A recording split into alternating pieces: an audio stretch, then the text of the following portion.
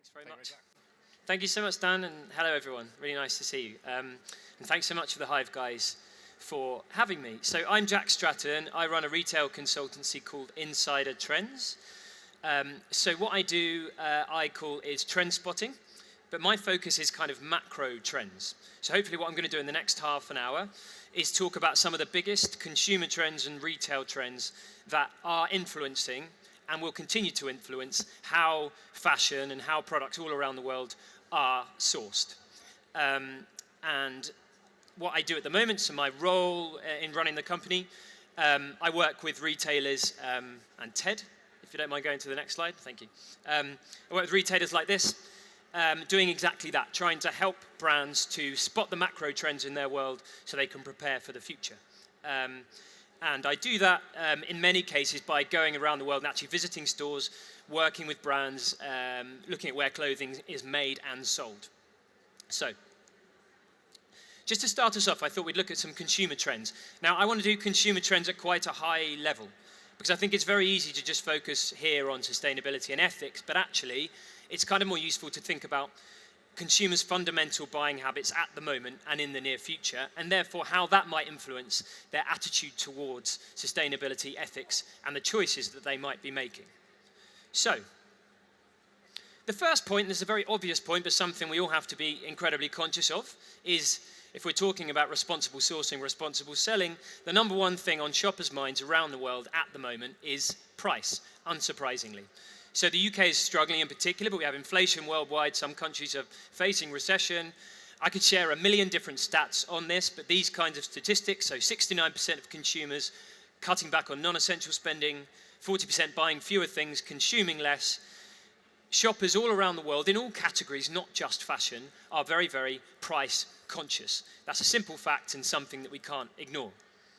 However, and what we're seeing at the moment is almost the exact opposite of that at the exact same time. So the same consumers I just talked about, who are very price conscious, many of them are also spending a lot of money on luxury goods.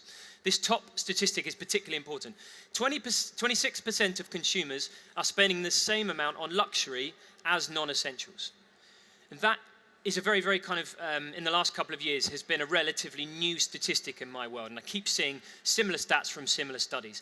It's essentially a shopper who's very conscious in terms of the price point in 80-90% of what they buy, but then regularly they'll spend on luxury products. I'll dip into the reasons for that momentarily, but what you often have is not a separate kind of price-conscious shopper and luxury shopper, but actually it's the same person. That's continuing to happen. So someone who's both price-conscious and focused on luxury. And these statistics also reflect the growth of luxury brands in general. Luxury remains the most successful sector all around the world. It shouldn't surprise us. Luxury boomed during COVID. It's booming now. It boomed during the 2008 recession. It's this fascinating thing where when we're all struggling economically, actually the richest in society, they spend even more on luxury goods. Always seems to happen. Digging in a little bit to that luxury side of things, I think is very, very important when it comes to how we source fashion and what we're thinking about when it comes to sourcing fashion, is younger people's attitude towards luxury, which is very interesting. Gen Z, at the moment, are spending more on luxury than Gen X and baby boomers. So young people are out spending on luxury than older people who have far more budget for luxury and are those traditional luxury buyers. That seems very significant. Dipping into why, 57% believe the value of luxury items will increase over time. 65% of young buyers view luxury items as currency. I think this is massively important for sourcing fashion and the future. Because what it says is, there's a changing attitude towards the product. The product being seen as currency is very, very significant. Because if the product is seen as currency, seen as something of which the value will go up, then actually, it may well really be worth investing even more in how it's sourced and telling the sourcing story, because the story of that sourcing becomes the story of this product that's sold over and over again and becomes potentially worth more. So that's very significant. So there's a few things about kind of what's happening with consumers at the moment. Scarcity is a very closely related macro trend as well. Nothing new. Luxury brands have always been aware of the power of scarcity. I worked with Bottega Veneta recently, and they regularly will limit the amount of a certain handbag they made because they know there's a direct relationship between scarcity and the prices they can charge. A couple of recent examples of this phenomena.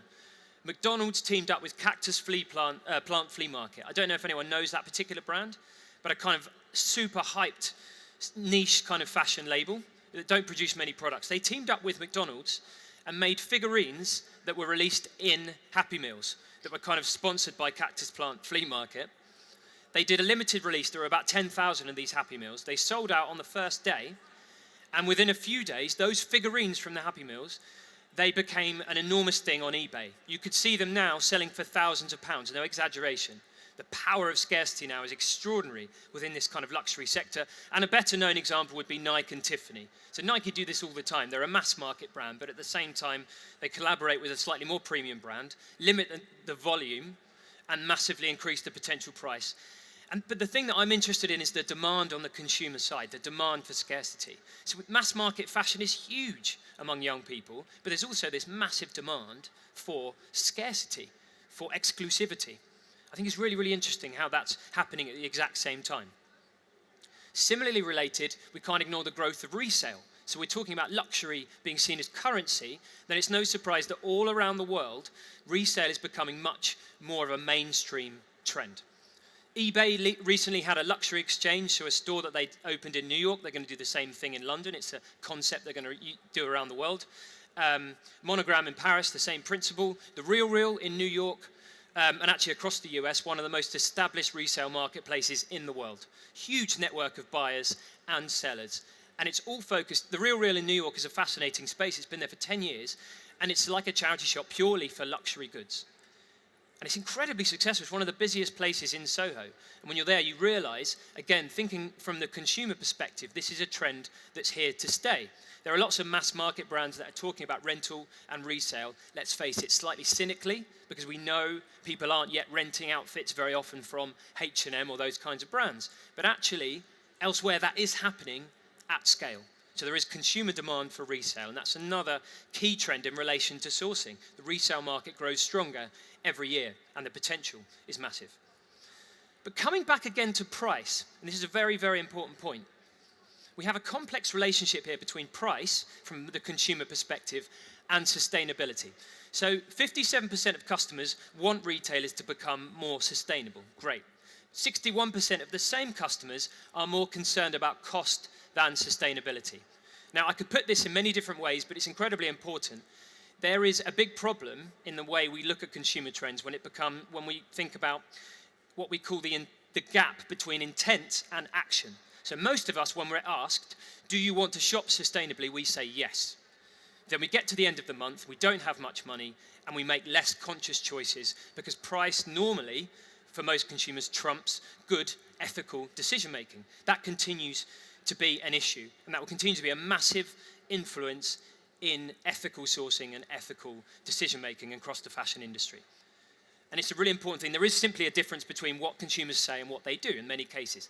It doesn't mean that we shouldn't be making ethical choices. What it means in reality is retailers need to do things like find ways of not making sustainable products more expensive. That's one solution. That's the ultimate goal. But if not, we maybe have to have business models that focus on quality and value rather than simply cost. Because if cost is the focus, there will always be that conflict with ethics and sustainability and how products are sourced. I wanted to also think very briefly, though, about an even bigger kind of macro trend that I've been talking for years that sits underneath all of this, and it's very, very important. I've been talking for years that retail, not just fashion, but all industries, operate within this world of slow and fast. So traditionally, retail was full of what I called mediocre moments. Fashion industry was like this. So many years ago, when online buying barely existed, when we went to buy clothes, we stood in long queues. And there were mediocre experiences where maybe sometimes the experience wasn't fast or frictionless, as is the word people often use, enough. We designed those out. Online shopping designed them out. Self-checkout designed them out. Retail, fashion retail became faster. At the exact same time, over the last 20 years, there's been a huge growth, though, also in slow retail. There is no shortage of demand from customers for slow retail. That means brands that do things slowly, brands with great storytelling, brilliantly made products, great experiences, great personal service, whether that's online or offline. all great retail stories tend to be either slow or very fast. Amazon or any kind of great luxury fashion business where you go into the store and you have a personal styling experience, it seems to fall in one of those two categories. Where retailers struggle and where brands will continue to struggle in the future, and you'll see this with lots of mass market fashion brands already, is where they get left in the middle. They aren't the cheapest or the fastest, but they also aren't the slowest and the richest, telling the best stories, providing the best service, offering the best products. That is so important, I think, in the future of all retail, and definitely sourcing, is how this plays out on how we source products, slow and fast retail. A couple of examples about how slow and retail is playing out in reality. So you'll have seen the massive and rapid growth of kind of super fast delivery, this ridiculous trend, mostly food, in cities all over the world. So people who live 5 minutes from a shop will pay several pounds to get an avocado delivered to them in 10 minutes. It's insanity. But, you know, we are as consumers insane. This is the kind of thing that we do. But that is a real consumer demand. Many of these super fast delivery companies have disappeared, but the trend is still there. Millions of people are willing to pay a premium for very fast delivery of products. So there is massive demand for speed. At the same time, the opposite is happening that you're seeing in this video. So all of these examples are examples of slow delivery. So you have here, and it's you have Toshi, which is a tech company who offer slow delivery of fashion. So Toshi will team up with a fashion business and deliver clothes to your door and offer you fashion advice and styling at your home. That's what Toshi link up with brands to do. Before that, you saw an example of a furniture company who do the same thing. There's a company who does it with electronics, and Enjoy do it with Apple Electronics. So slow delivery, the exact opposite of fast delivery, is a trend that's emerged at the same time. What's also interesting, though, is that there's kind of slow online retailing as well. People think about online retail as being fast. There are lots of these stories. So this is Painter Jacket Company. Painter Jacket Company, their whole business is making, they do one type of jacket every 2 or 3 months, and they release that jacket through a newsletter to this kind of cult following.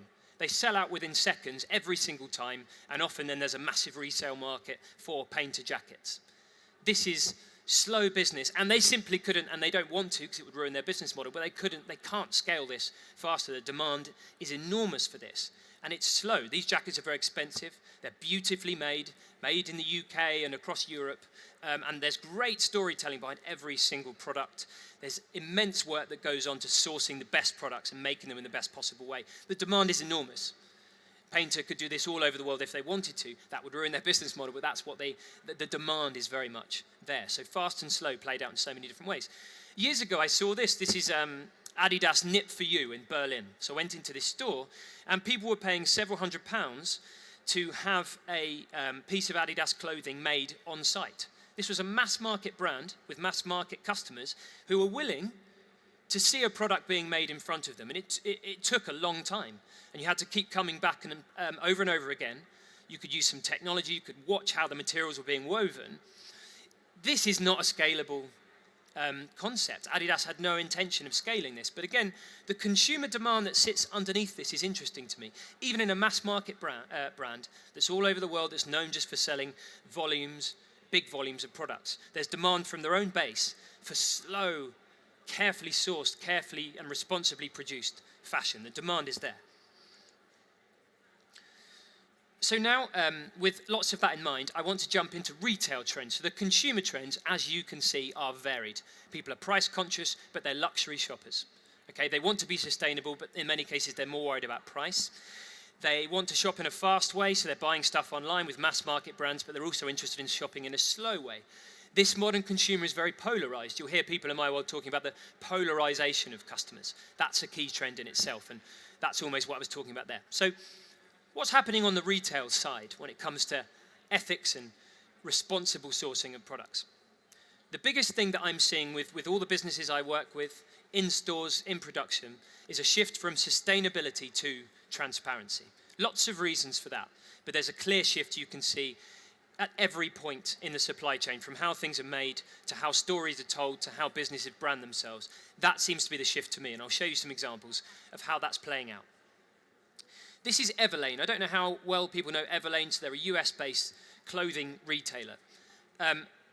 And they're one of the only brands, Ted, if you could play the video, they're one of the only brands I know where their growth, they're not particularly expensive, but their growth can be directly tied to the way that they source and produce products and the way they talk about sustainability.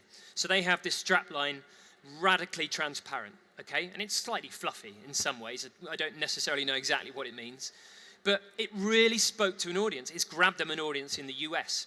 And I saw their CEO speaking at a keynote in the US, and he said, we know that 80% of our customers are buying because they believe that we're sustainable, they believe that we're transparent.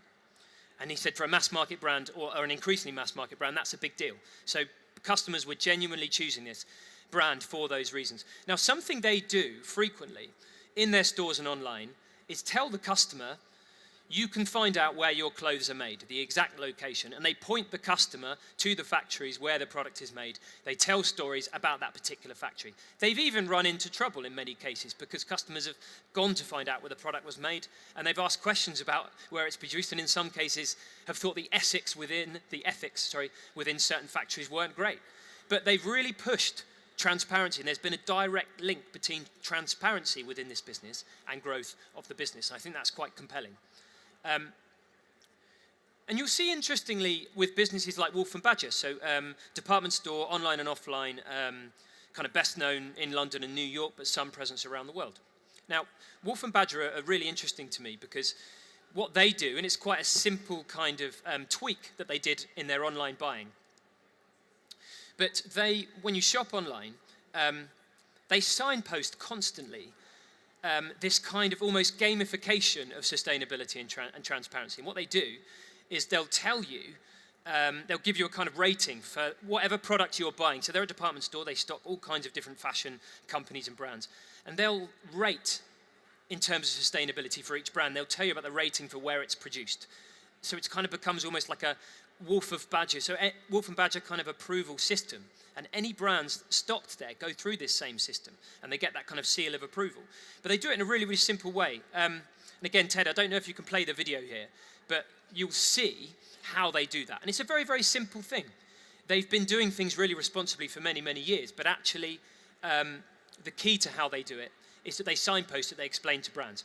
It's not going to play, but I can tell you, if you shop on Wolf & Badger online, you'll see what I mean. So if you click on any product, it will tell the story of where it's made and how it's made, but it will actually rate that business. It's a simple idea, but really, really powerful. Allbirds have been doing kind of a similar thing for a long time. So they're a D2C that many people kind of complain about, but because I think they make, in some ways, very sustainable, very ethical products, but actually the way that they produce them is quite complex, and the way they source them. So because they use so many different products to make what is rated as a very sustainable shoe, so the product is sustainable, but maybe some of the processes, because they're so complicated, aren't as sustainable as they could be. But Allbirds have been operating on the basis of transparency for a long time. And whenever they sell products online and offline, they were one of the first brands to do something that we've seen more recently, which is kind of tell you almost technical scientific information at the point of sale about your shoe. So the kind of carbon rating, how much carbon this particular shoe cost in order to be produced. And it's an interesting concept. It's come under some criticism now because rightly people are saying, well, the average customer doesn't know what this means. I think there's some truth in that. I think that's something that has to be weighed up. You'll see now many brands who do this, I think, with a better kind of tone and a sense of needing to tell the customer in simpler terms. But the principle has been very, very closely tied to why Allbirds have grown as a business. And again, it's rooted in transparency. Rather than just telling the customer we're sustainable, it's actually showing the customer how and allowing them to analyze this information for themselves. So it's kind of a more humble approach to sustainability, I think. And Ask It, another fashion brand, have come up with something very innovative, but again, it's on the basis of transparency. So they're one of the first brands I've seen who offer an impact receipt. So when you buy from Ask It, you get your normal receipt and then you get your impact receipt. And it tells you with every item you buy, basically the kind of pollution and carbon associated with your purchase.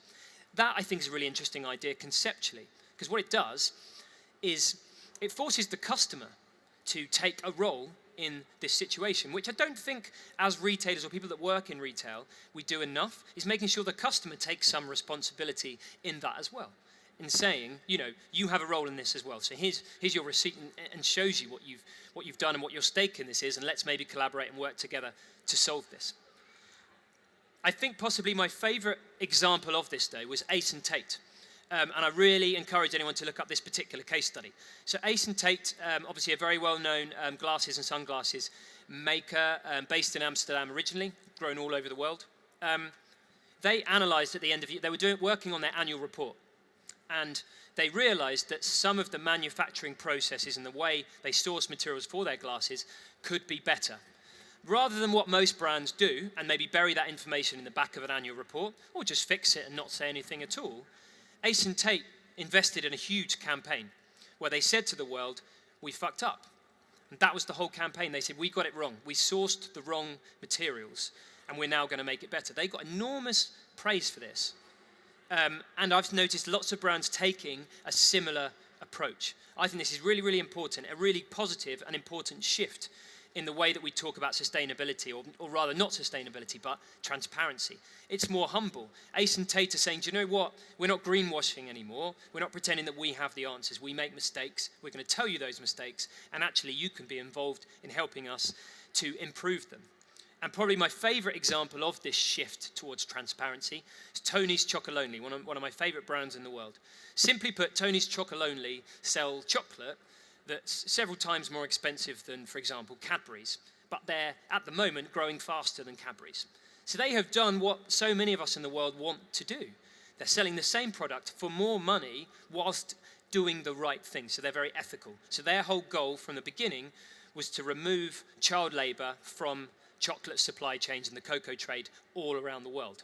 And they actively do it. They so actively do it that they tell newspapers, as they did here, when they find child labour in their own supply chain. They tell the world about it. They say, we found it, we're going to remove it.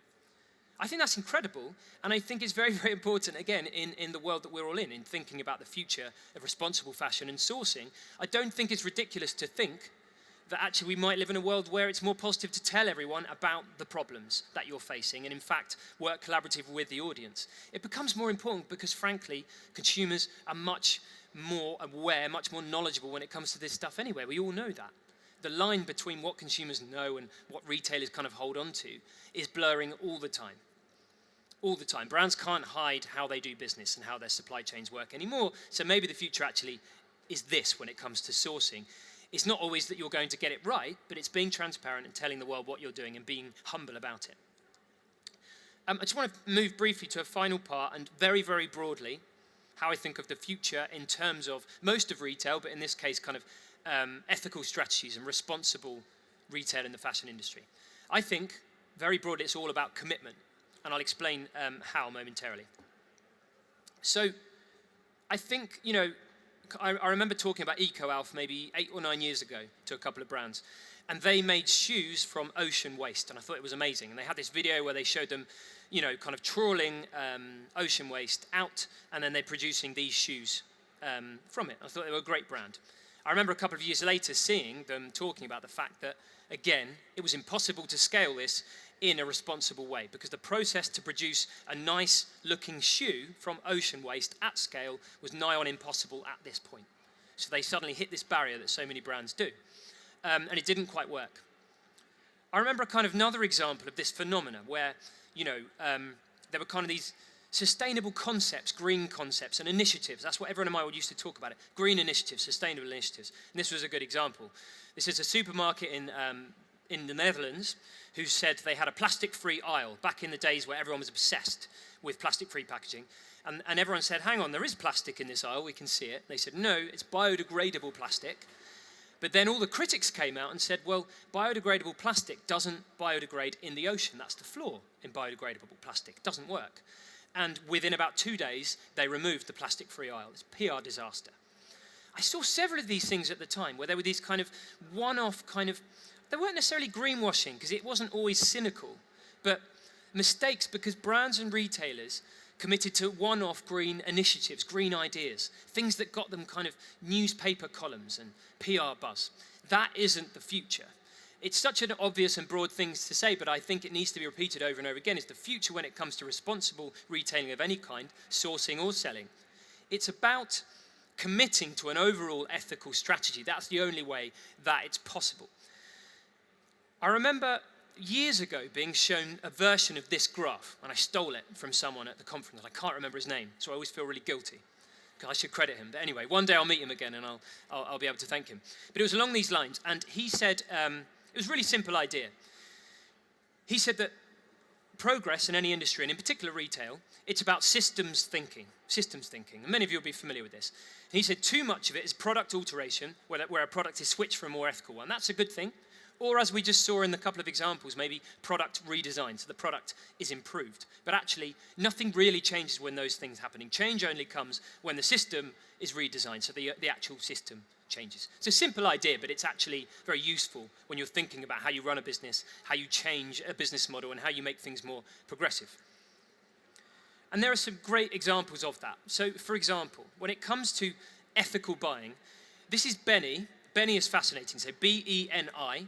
This is a plugin for a search engine that consumers around the world are now using that tells you, if you search, for example, for a North Face jacket, Benny will automatically tell you if there's a pre-owned version available to buy. So you don't have to buy something that is going to be made. I've known so many retailers who've tried to do this or a version of this for years and years, and it's never quite worked. And Benny just jumped forward and designed it, and consumers are now using it. It's an incredible innovation that I think we're going to hear a lot more about. But that's a systems redesign. It's a completely different way of looking at retail. So you're there online, and you're given reusable things. Nudie jeans have been around forever, and I think people maybe got bored of them, but their business model is fantastic. So a Scandinavian-based jeans shop who actually, have more than 50 stores around the world now and a reasonably big business. But the business still at its heart is designed on this repair shop idea. You buy a pair of nudie jeans, and that is a lifetime pair of jeans. If it becomes too worn, bring it back and they'll mend it. If they can't mend it, they'll reuse the denim, give you credit for another pair of jeans, and someone else will wear yours. Still to this day, half of the denim in their supply chain comes from old pairs of nudie jeans. They're even now taking denim for other brands. So you hear Levi's pushing this concept now. Nudie have been doing this for a decade longer, and they're still doing it. That is a systems way of looking at an ethical strategy. And it shows that you can scale it. Nudie are a growing business. They're in most of the great department stores all around the world. They sell lots online, lots of their own stores. So you can scale ethical businesses. Some businesses do it. Patagonia, in an obvious point, but the reason I think that that's a business where there's a real kind of systems approach to ethical strategies is that Patagonia always talk about community and collaboration. All the time they're talking about the answers not coming from them, but from their customers. Again, I think that's really important when we're thinking about sourcing. It's no longer making it such a top-down thing where brands own it and control it and try and hide things from customers. I think it's the opposite. It's collaborative. Working with other brands, as Patagonia do, working with other causes and activists, being an activist brand, also working with consumers themselves. Collaboration is everything when it comes to this, because we know no one has the answer. There's no brand that's got anywhere near solving any of this. So we know that collaboration is the key to it. Patagonia have always done that from a kind of systematic point of view. And I also wanted to mention Depop here, because what they're doing as well, that I think Depop never talk about sustainability or ethics really, but what they are effectively is a resale business.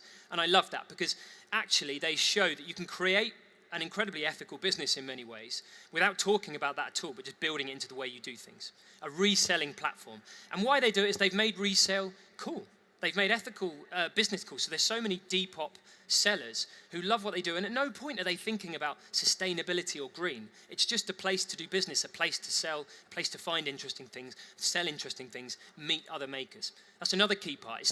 It's not always being so heavy-handed in the way we think about green retailing. And a final note right at the end of my presentation, I've tried to avoid it as much as possible, but about artificial intelligence. I didn't want to talk about it too much because A, it's sort of boring and annoying, terrifying, going to take over the world, kill us all that good stuff. But also, it's kind of talked about too much. But in fashion, it is the elephant in the room. It's incredibly important for a couple of reasons. I wanted to show you an example from another sector. So this is Farmstead in San Francisco, and it's a grocery business where AI technology tells the customer every day. So the customer orders bread and eggs and a basket full of food. They don't know which producer the food is coming from. The AI behind Farmstead simply finds the nearest, best, freshest products from your shopping list and uses those businesses. It's such a brilliant, simple use of AI. So all the AI is doing is making sure you as a customer get the best product, but also that the product, its supply chain is as short as possible. So it's the technology being used in such a brilliant, simple way. Farmstead grows, the AI provider behind Farmstead grows, the customer gets better products, they're willing to pay more for these products. Everyone wins in this situation, and it's more ethical. So it's a reminder that AI can work brilliantly when it's applied in the right way. Now, my final and very controversial example of that is Shein, Shein. Everyone pronounces it differently. And I've heard it every single way, so I'm still going to just say that every time I mention it. Shein, Shine, Shinny, whatever we want.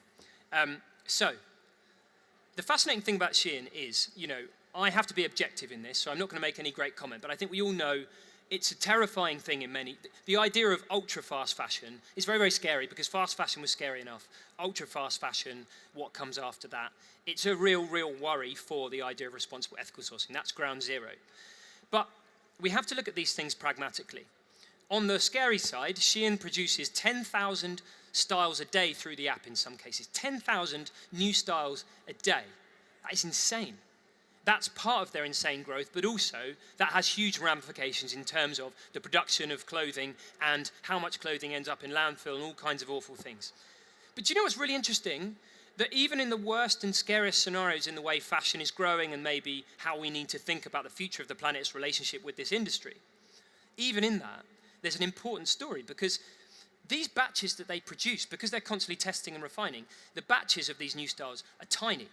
Far tinier than H&M's or Zara's or Next or any of these other brands. When they produce new styles, they're always in the thousands because their AI isn't as effective as Shein's. They're not moving as quickly and reacting to consumer trends as quickly because their AI isn't as powerful. It's as simple as that.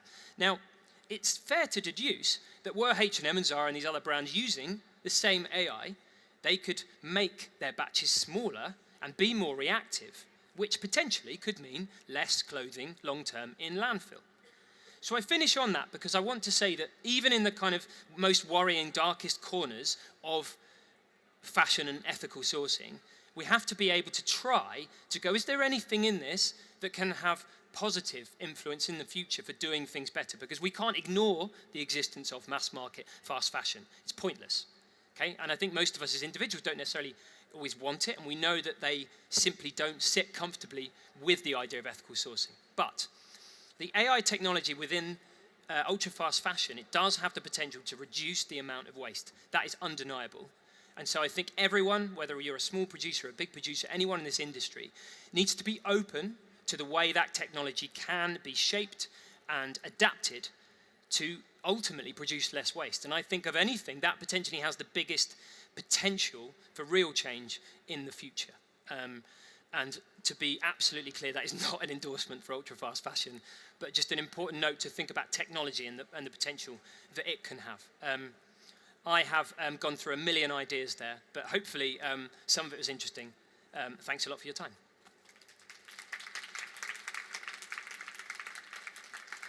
Great.